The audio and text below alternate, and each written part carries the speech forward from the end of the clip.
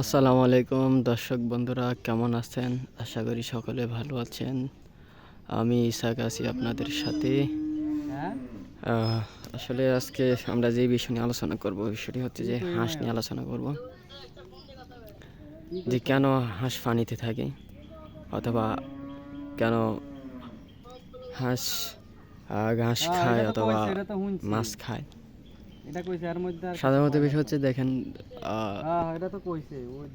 পানির মধ্যে বিভিন্ন রকমের প্রাণী থাকে এবং বিভিন্ন রকমের পোকামাকড় থাকে, এছাড়াও মাছ থাকে।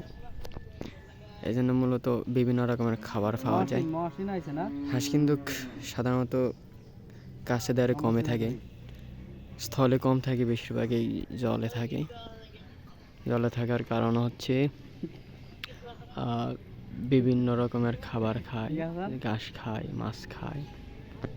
এই যে দেখেন, এই যে একটা হাঁস দেখা যাচ্ছে, এই যে তারপরে হচ্ছে এই যে আরো দেখতেছেন, ওই যে আরো কিছু হাঁস দেখা যাচ্ছে। একটু জুম করে দেখাচ্ছে আপনাদেরকে। খুবই সৌন্দর্য, গ্রামের সৌন্দর্য আসলে অসীম। ডিউটি চলে এসে